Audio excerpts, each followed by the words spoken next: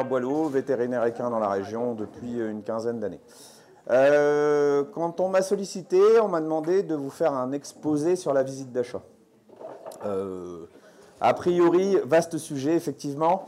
Je suis devant un oratoire plutôt professionnel, et donc je ne vais pas vous faire un exposé de la visite d'achat que vous connaissez tous. Par contre, il me semblait plus judicieux d'aborder ça plutôt sous forme de questions-réponses. Et ma première question que je vous pose, c'est qu'est-ce que vous attendez d'une visite d'achat ? On a en face de nous, en face de moi, il y a des gens qui sont éleveurs, il y a des gens qui sont professionnels des courses, alors pas trop. J'aurais aimé avoir un ou deux entraîneurs, comme ça on aurait eu une autre vision des choses. Il y a des gens dans le CSO. Est-ce que je peux avoir par exemple un professionnel du CSO qui m'explique ce qu'il attend de la... Voilà. Allez.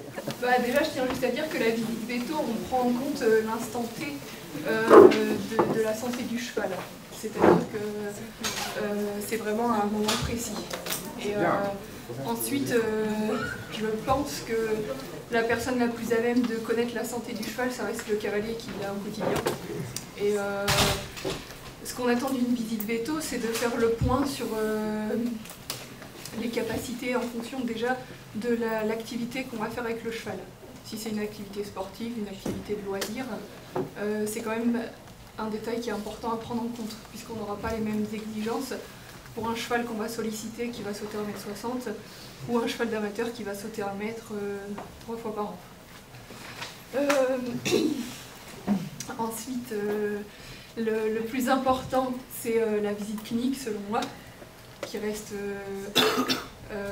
importante sur les perspectives physiques du cheval.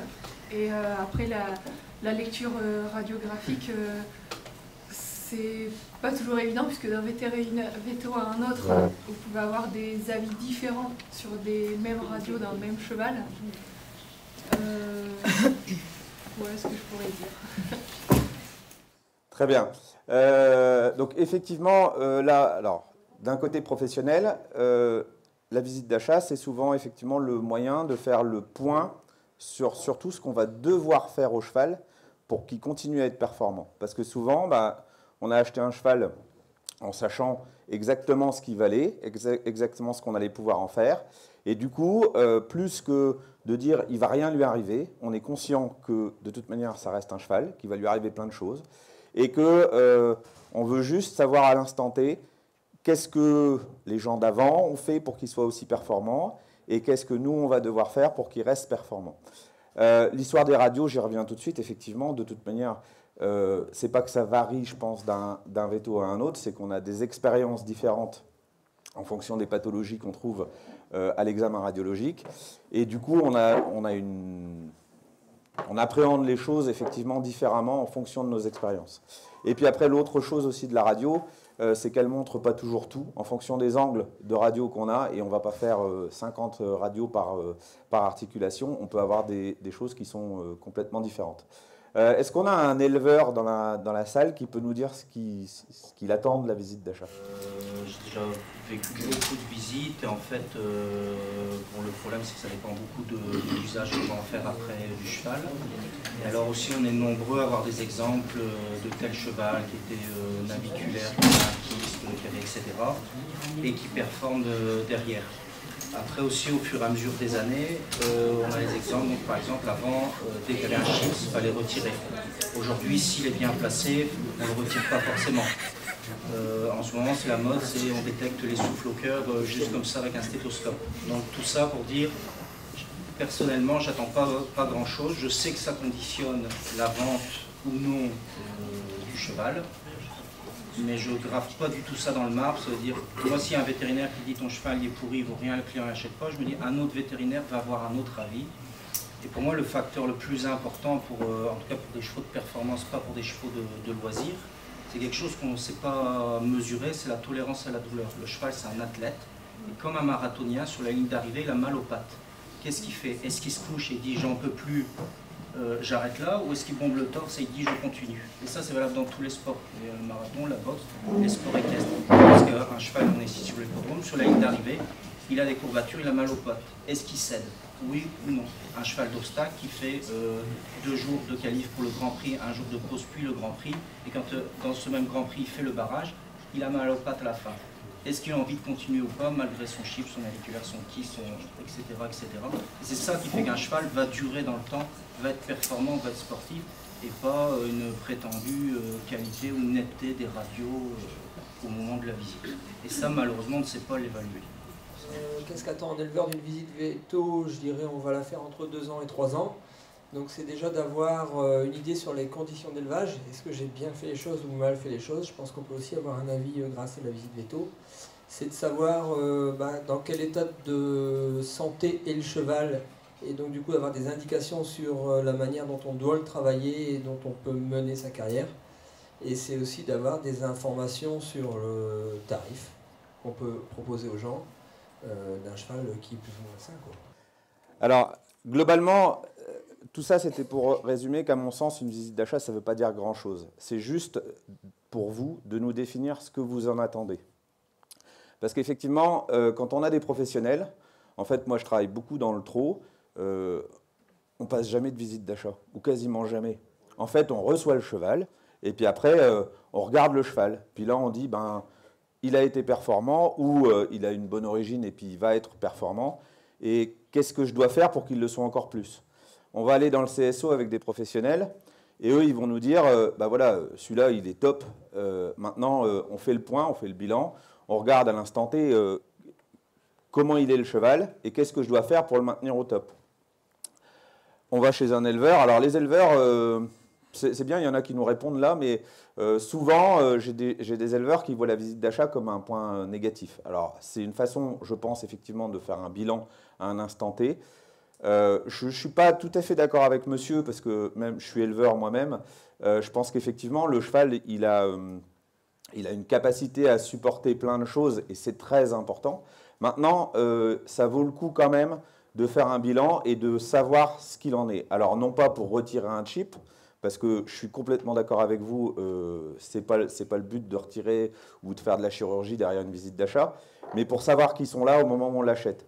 Parce que s'il arrive quelque chose, ben on sait tout de suite où on va intervenir, et on savait qu'on avait pris ce risque-là. Voilà. Moi, la chose importante, c'est que, alors aujourd'hui, on est de moins en moins de vétos à vouloir faire les visites d'achat, parce que on est le fusible, en fait. Alors, je crois qu'il y a une avocate qui va prendre la parole derrière voilà, elle est là-bas. En fait, c'est vrai que pour nous, ça devient de plus en plus compliqué, parce que, alors, dans le milieu professionnel, c'est relativement défini. C'est-à-dire que les gens attendent de nous qu'on les aide à faire un état des lieux, et puis à être plus performants et à aller plus loin. Par contre, ce milieu professionnel, donc vous adressez en grande majorité à des amateurs et des gens de loisirs qui vont investir de l'argent dans des chevaux, et qui, eux, voient la visite d'achat comme une garantie. En fait, et le sujet aujourd'hui pour moi, c'était de voir avec vous à développer un peu le discours, et que les professionnels développent ce discours, parce que la visite d'achat, elle est là pour nous aider à être plus performants quand on est professionnel, mais elle est aussi là pour nous protéger quand on vend les chevaux. C'est-à-dire qu'il y a des éleveurs qui le voient d'un mauvais œil. Moi, je vois beaucoup d'éleveurs qui me disent « Ah, on va encore passer une visite d'achat », puis il y a le veto qui va être un peu méticuleux, puis qui va encore me le refuser, et puis qui va me casser ma vente et tout ça.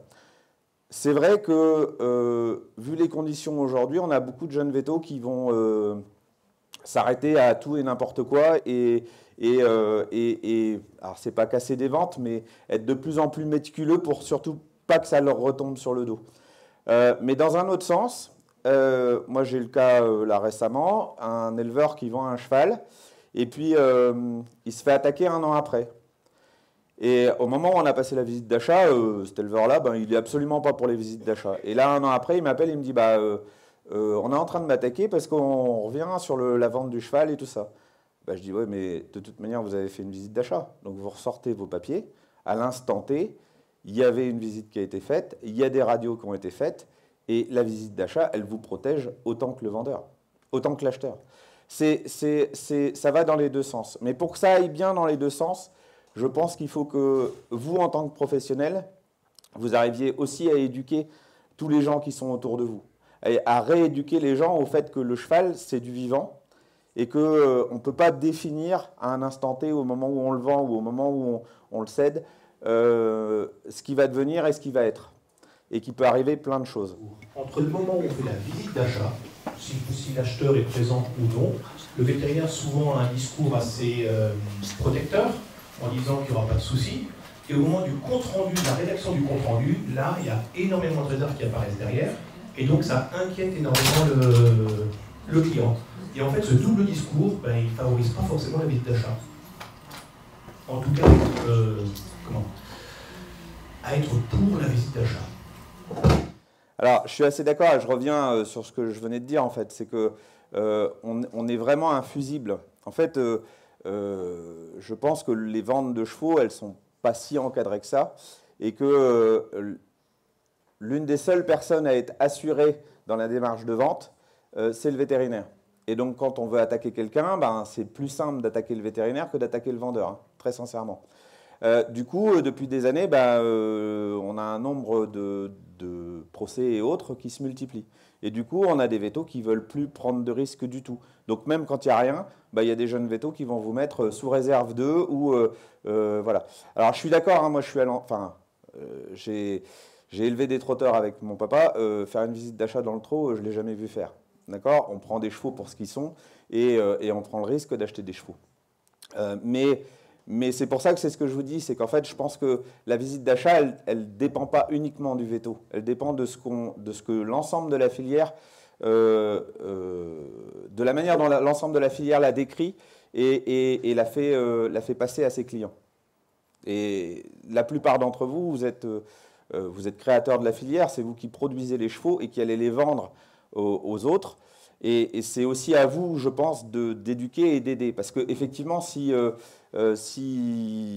des vétérinaires qui ont une vingtaine d'années d'expérience comme moi, on peut avoir des discours plus ouverts, les jeunes aujourd'hui qui sortent des écoles, qui sortent du CIRAL ou autres, ils vont être méticuleux sur tout. Ils ne vont pas vouloir en général avoir un discours strict devant les gens parce qu'ils n'osent pas. Et par contre, quand ils sont à l'écrit derrière, ça change un peu. Ça, je suis d'accord. Mais je pense que c'est surtout la conjoncture qui fait ça. D'autres questions ? Quand on vend pour des amateurs, je pense qu'il y a aussi quand même une part des vétérinaires qui doivent aussi éduquer dans le sens... on prend par exemple, demain on va dire le cheval est naviculaire. Le problème c'est que déjà être naviculaire ça ne veut pas dire grand chose. Et qu'il y a différents stades et tout ça, mais quand le véto va utiliser un terme, tout de suite ça leur fait peur. Alors que si nous on va expliquer, mais nous c'est pas notre métier, on est cavalier, forcément à chaque fois ils vont vous dire oui mais c'est parce que vous voulez nous vendre le cheval.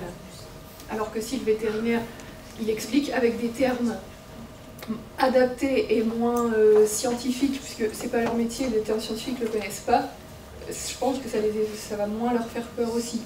Et ensuite, il y a aussi une deuxième chose. Quand on vend des chevaux, ils nous disent, pour le sport, il n'y a pas de problème, mais pour le commerce, ça va être compliqué. Alors que s'il peut faire du sport, je pense qu'il peut faire du commerce. Il y a deux choses. Sur l'éducation, effectivement, enfin sur le discours qu'on peut avoir et l'explication aux gens, je pense que tu as tout à fait raison. Il faut utiliser des mots beaucoup plus simples et il faut prendre le temps de discuter avec les gens. Alors pour ça, pour prendre le temps de discuter avec les gens, je pense que la première chose et le premier conseil, et moi en général je refuse de faire les visites d'achat pour des clients, des vendeurs de ma clientèle, je pense qu'il faut un vétérinaire extérieur aux vendeurs pour que le discours soit fait honnêtement. Et parce que quand on a la double casquette, alors ça devient compliqué parce que très sincèrement dans le Nord, faites vite le tour, il n'y a plus grand monde. Hein. Et puis il n'y a plus grand monde et même dans ceux qui restent à vouloir faire des visites d'achat, même des filles qui sont des ultra-pontes de la locomotion, elles ne veulent plus en faire. Donc c'est vrai que ça devient compliqué, mais je pense qu'il faut en rester quand même là et que ce ne soit jamais le veto du vendeur qui fasse la visite d'achat. C'est mieux. Après, le discours de « il est bon pour le sport et il n'est pas bon pour le commerce », alors je suis le premier à l'avoir. je suis le premier à l'avoir parce que ça, je vais pas marquer sur ma feuille, c'est un discours que j'ai en général avec les professionnels. C'est-à-dire qu'effectivement, dans la vente, vous avez, du fait de leur éducation, des amateurs et des gens de loisirs qui ne connaissent pas les choses et qui n'ont pas été éduqués au monde. Donc effectivement, un cheval naviculaire, s'il a sauté 1,45 m et que le week-end d'avant, il était en Grand Prix et que c'est qu'il continuera de sauter 1,45 m en ayant une ferrure adaptée et en ayant des choses adaptées. Sauf que, effectivement, le naviculaire en soi, c'est quand même une limite. Si on soigne pas, on ne peut pas faire grand-chose du cheval. Si on n'a pas un bon maréchal, et ça devient compliqué aussi, on ne peut pas en faire grand-chose non plus. Donc c'est vrai que dans le commerce, c'est pas évident. Donc c'est pour ça qu'on dit il n'est pas bon pour le commerce et il est bon pour le sport. C'est-à-dire qu'un professionnel, il va en faire plein de choses. Mais un amateur, il va tout de suite être limité. Alors après, l'autre discours que je peux tenir moi parfois, c'est qu'on a des gens qui n'ont pas de moyens et qui veulent acheter des chevaux avec un peu plus de moyens eux, et on les oriente sur des chevaux qui ont certaines pathologies comme celle-là, en leur expliquant que ça peut très bien tenir dans le temps, on prend un risque plus important, mais ce qu'il faut, à mon avis, leur expliquer aussi, c'est qu'il va y avoir des soins réguliers, et que les soins réguliers, ils vont aussi avoir un coût. Et ça, c'est à nous de l'expliquer, mais c'est aussi aux vendeurs, quand ils sont au courant de la pathologie, de le dire aux gens. C'est-à-dire qu'on ne barre pas un cheval. Le cheval, il peut très bien sauter 1,20 m et sans problème. Il peut très bien aller en course. Alors en course, on n'a pas trop de problèmes de naviculaire, mais on a d'autres pathologies. Il peut très bien le faire. Sauf qu'il aura besoin d'être soigné. Mais si tout est marqué, si tout est indiqué lors de la vente, ça ne pose plus de problème. En fait, la problématique, c'est que nous, on va faire un bilan à un instant T et que tout va se baser, en général, sur le bilan que nous, on fait. Sauf qu'il n'y a pas que ça, en fait. Il y a ce que, effectivement, la connaissance du professionnel, tu disais tout à l'heure, l'une des premières choses, et l'un des premiers à connaître le cheval, c'est le professionnel qui l'a monté. Mais nous, les informations du professionnel, on ne les a pas toujours. Hein. Donc c'est aussi à lui de participer à la vente et d'expliquer aux gens. Et on n'est pas le meilleur milieu du monde. On a quand même un certain nombre de professionnels qui ne vont pas expliquer grand-chose. Hein. Et qui vont même parfois... voilà. nous en cacher quelques-unes. La visite d'achat, c'est un instant T. Maintenant, il y a quand même un certain nombre de choses qui peuvent être faites après. Parce qu'en tant que véto, alors je ne vais pas parler des chevaux qui sont mis sous anti-inflammatoire au moment de la vente. Hein, parce que sachez qu'il y en a encore un certain nombre. Moi, je viens des courses et je fais de temps en temps des prises de sang. Il y a des gens qui ne veulent plus me voir en visite d'achat. Mais par contre, il y a une liste de vices rédhibitoires pour lesquels on a un certain temps pour réagir, de 10 à 30 jours en fonction des vices, et pour lesquels vous, en tant que professionnel dans les clubs et entourant les gens, vous devez avoir le conseil de dire on vérifie. On vérifie qu'il n'y ait pas un certain nombre de pathologies qui se déclarent dans les jours qui suivent la vente. Parce qu'effectivement, nous, on fait ça à un instant T, et qu'il peut y avoir certaines choses qui sont visibles après. Et ces choses-là, il y a des délais qui sont impartis pour les vérifier. Et le conseil que vous devez avoir, alors moi je le marque sur mes visites d'achat, mais ce n'est pas toujours le cas, mais le conseil que vous, en tant que professionnel, vous devez avoir quand c'est vos clients, c'est de dire, voilà, on a 10-30 jours, et pendant ces 10-30 jours, on surveille et on fait le tour du cheval. Des questions ? Quand on fait un achat, on peut mettre sous réserve de... Alors, c'est toujours sous réserve. C'est toujours sous réserve d'un vice caché, mais ça, on aura une avocate pour en parler. Et le vice rédhibitoire, de toute manière, il est inscrit dans la loi. Donc, ce n'est pas sous réserve. Le vice rédhibitoire, s'il est présent, il est là, c'est tout. Les vices cachés ? Et les vices cachés, après, ça, il faut... Vous aurez une avocate pour vous expliquer l'ensemble des choses. C'est des vices, en fait, qui... Alors, voilà, les anti-inflammatoires qui ont caché la boiterie et à longue durée et qui... voilà. Mais ça, après, on est du ressort du tribunal. Mais sur un vice rédhibitoire, il n'y a pas besoin de quoi que ce soit. Hein. Une fois que le vice rédhibitoire, dans le timing, il est décrit, la vente, elle est annulée et c'est tout. Et un cheval qui est vendu sans radio, on fait une radio 20 mois après la vente, par exemple, et on s'aperçoit qu'il y a... Alors, vous avez des délais. C'est-à-dire que la locomotion en vice... Alors après, l'avocate qui est présente vous voilà, fera plus de choses. Mais alors déjà, dans une visite d'achat, vous devez demander ce que vous voulez. D'accord? S'il n'y avait pas de radio, votre veto, il ne peut pas savoir qu'il y avait quelque chose. D'accord? S'il n'y a jamais eu de radio de fait avant, alors ça c'est toujours difficile à décrire, mais ça paraît compliqué de venir dire quoi que ce soit. Et puis dans le principe, c'est pour la locomotion, si je ne me trompe pas, c'est 10 jours. Voilà. Mais c'est que 10 jours, mais ces 10 jours, ils sont importants. Il faut s'en servir. Et si pas de visite, alors, si pas de visite, il peut quand même y avoir des problématiques de vis cachée. Jouez pas trop non plus en vendant vos chevaux à cacher certaines choses et à les vendre comme ça en disant on fait pas de visite, machin, parce que y a des recours possibles. Sans avoir besoin de cacher des visites, mais simplement si on a fait des radios pour nous, pour savoir quel prix on allait vendre notre cheval, etc., on n'est pas obligé de les donner à l'acheteur. Alors, c'est là où... Ouais, moi j'ai eu un cas quand même il y a quelques années où les gens avaient fait des radios. Il y avait un chip. Par exemple, un OCD, oui, ouais, voilà, bêtement. Hein. Il y avait un chip. Le veto qui avait fait les radios a disséminé les radios. Et du coup, il y a eu un retour. Et comme les gens, là pour le coup, il y avait quelque chose qui avait été caché puisqu'ils étaient au courant qu'il y avait eu une radio de fête. Il y a eu un recours sur la vente. Si pas boiterie, etc., c'est pas un risque qu'on a caché. Enfin, des systèmes de CD, je suis d'accord avec toi, mais maintenant c'est quand même quelque chose qui... Alors là, après, on est du recours des tribunaux et tout ça. Moi, enfin, ça devient trop complexe pour moi. Bien sûr, non, mais bien sûr. Non, mais je vous encourage à le faire. Mais voilà, faut... Maintenant, très sincèrement, un OCD aujourd'hui... quand on vend un cheval et qu'on est au courant qu'il y a un OCD, on le met dessus. Non, mais voilà, aujourd'hui, c'est plus une problématique. D'accord? Bon, alors, dans les vis cachées, il y a l'anémie infectieuse, mais ça, tu fais une prise de sang. D'accord? Il y a l'uvéite jusque 30 jours, mais ça, tu vas t'en rendre compte. Enfin, si tu es un peu professionnel, tu vas t'en rendre compte. Mais c'est pour ça que, c'est ce que je vous dis, c'est là, vous vendez ou vous faites acheter.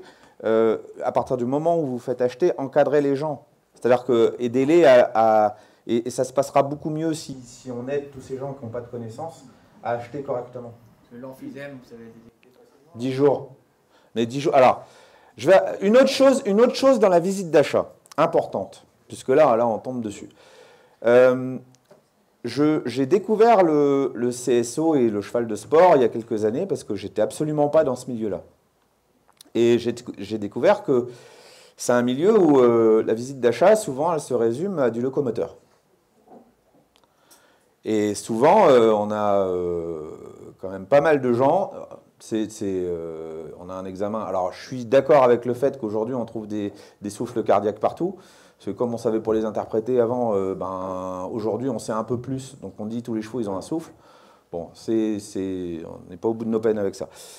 Mais l'emphysème, par exemple, un test au sac, toutes les visites d'achat font pas un test au sac.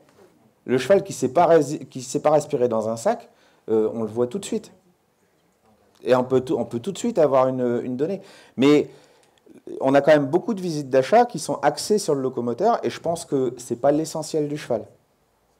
Vaut mieux une bonne visite locomoteur en clinique et un examen général complet du cheval que de faire 50 radios et de laisser tomber le poumon. Hein. Ouais, alors, sincèrement, quand tu... Alors, on ne parle pas d'emphysème, là, on parle d'asthmatique. On ne parle pas du cheval qui est prêt à crever, parce que l'emphysème, c'est quand ils ont plus que la capacité respiratoire à un minimum. Maintenant, ton test au sac, il est bête et méchant, et il en met en évidence quand même un certain nombre. Et après, une fibroscopie, sinon. Ouais. J'ai l'exemple, moi, il y a 3 ans, un ami qui a acheté un cheval qui sautait dans les juniors des grosses épreuves. Et il m'a ramené le cheval une semaine après l'avoir acheté. Je vous jure, il avait passé une visite d'achat. Hein. J'ai pas réussi à passer le fibroscope la première fois. Tellement la trachée était pleine. Il a fallu le traiter pendant 10 jours et le cheval, il sautait encore 140. Hein. Il a fallu le traiter pendant 10 jours pour que juste je puisse aller au fond du poumon, enfin au fond de la trachée pour aller faire un prélèvement. Sinon, je ne passais pas. Donc, on passe à côté de beaucoup de choses. Parce qu'on ne va pas dans la globalité du cheval et qu'on se limite souvent au locomoteur. Alors, le protocole, globalement, on a un protocole général pour tout le monde. Maintenant, c'est vrai que il n'est pas officialisé. Non. Mais alors, nos instances comme la VEF, par exemple, nous décrivent quand même des protocoles. Voilà. Maintenant, il n'est pas légalement officialisé. Je pense que le test de flexion à froid, il est nécessaire dans l'ensemble de la visite. C'est-à-dire qu'en fait, notre test de flexion à froid, il nous permet juste, un peu comme l'ostéopathe, de voir à quoi il en est le cheval. D'accord ? Alors, je ne sais pas ce que tu entends par test de flexion à froid. Parce que moi, en règle générale, les flexions, elles arrivent en toute fin d'examen. Donc le cheval, il a déjà... j'ai fait des flexions statiques à froid, et le cheval, après, il a déjà marché, et j'ai fait des flexions après. Et mes flexions statiques à froid m'ont permis de voir certaines choses, et mes flexions dynamiques, elles sont faites après que le cheval il ait marché une première fois, parce qu'effectivement, à froid complètement, une flexion un peu trop dure, elle va faire boiter. Et vous avez un organisme qui entre guillemets, standardise un protocole ouais. Mais où s'arrête, où commence le défaut de conseil? Donc, par exemple, un client il va dire je souhaite acheter tel cheval pour sauter telle épreuve. Moi, je veux une petite clinique et pied boulé. Voilà. Avec pied boulé, j'arrête, pas les dracés, pas le dos, pas les cervicales, etc. Finalement, si après le cheval détecte une pathologie sur une zone qui n'a pas été vue le jour de la visite, la responsabilité à qui? Est-ce que c'est la faute du veto, est-ce qu'il y a un défaut de conseil, est-ce que c'est la faute du vendeur, est-ce que c'est l'acheteur? Alors là, effectivement, il y aura quelqu'un de mieux placé que moi pour répondre, parce que c'est aussi notre difficulté, c'est de savoir où s'arrête notre responsabilité. Et c'est pour ça qu'on est de moins en moins à vouloir le faire. C'est-à-dire que nous, en fait, on pose la question aux gens. Alors, une clinique, c'est une clinique. Hein, un cheval qui ne sait pas tourner la tête, enfin, il y a un examen général qui est fait, clinique, au moment et à l'instant T. L'examen clinique, on met en évidence un certain nombre de choses, et lorsqu'on met en évidence, c'est là le défaut de conseil, lorsqu'on met en évidence, on va conseiller de faire des examens, et après, les gens, ils acceptent ou ils n'acceptent pas de faire les examens. Mais on ne peut pas à chaque visite d'achat dire on vous conseille de tout faire. C'est pas... C'est ça. Il n'y a pas de... Après, sauf si tu as caché quelque chose. Alors nous, dans les chevaux qu'on propose à la vente, on fait un bilan radio. Déjà pour savoir ce qu'on propose, où on va, et le bilan est mis à disposition du client. À lui à savoir s'il veut une relecture ou s'il veut refaire ses radios. Dans 80% des cas, les gens ne veulent pas trop redépenser des sous d'un bilan radio, donc ils font une relecture avec leur veto. Et dans, je ne vais pas dire 100%, mais on y est presque, la relecture, elle est jamais, elle est toujours contradictoire en fait. Et ça, c'est une réalité aujourd'hui où c'est toujours contradictoire. Le vétérinaire du client voit des trucs que mon veto n'avait pas vu ou le veto précédent. Enfin, alors, je suis dans une position inextricable parce qu'on va limite s'accuser de... Alors... C'est très compliqué aujourd'hui de vendre des chevaux à des gens qui sont dans le loisir parce qu'ils ont en plus pas d'objectif sportif. Besoin d'avoir un ami cheval qui sera toujours en bonne santé et qui ne va jamais mourir. Je pense, moi, que... Alors, souvent, on nous demande effectivement de passer les clichés, on va les donner à celui qui achète, et puis il va faire lire et tout ça. Moi, je ne fais pas de relecture radio, parce que je pense qu'on ne peut pas faire une lecture radio sans avoir une clinique. C'est-à-dire que les choses qu'on va voir à la radio et qu'on va interpréter, il faut qu'elles aient des signes cliniques et qu'elles donnent quelque chose. Si elles ne donnent rien, c'est quand même compliqué de les interpréter. Voilà. Et donc, la dernière chose, n'oubliez pas, lorsque vous achetez les chevaux et que vous les faites rentrer, mettez-les en quarantaine. Hein, en ce moment, voilà, et dans tous les moments. C'est important. C'est quoi une quarantaine? Non, mais la question, elle est pas bête du tout. Une quarantaine, pour moi, c'est une quinzaine de jours. S'il débarque vraiment de l'extérieur, et il faut l'isoler complètement, mais l'isoler complètement, c'est l'isoler dans l'écurie et l'isoler des gens de l'écurie. Voilà, c'est-à-dire qu'on a un protocole pour les gens qui y vont et voilà. Alors après, faut pas non plus pousser les choses, hein. Un cheval qui a la rhino et qui se balade tout seul sur la carrière, c'est pas le cheval qui suit qui va attraper la rhino, hein. Ça se propage par les gouttelettes, hein. Donc il faut quand même qu'ils soient l'un à côté de l'autre, ou qu'on ait été caresser le cheval avant et puis qu'on ait caressé le suivant. Donc on peut très bien avoir une quarantaine et travailler quand même le cheval sur la carrière, juste on ne le travaille pas en même temps que les autres, quoi. Ça semble embêtant, mais quand on a vraiment de la rhino ou toute autre pathologie qui se met en place dans l'écurie, on est bien emmerdé quand même et on se dit qu'il aurait juste fallu le faire, quoi.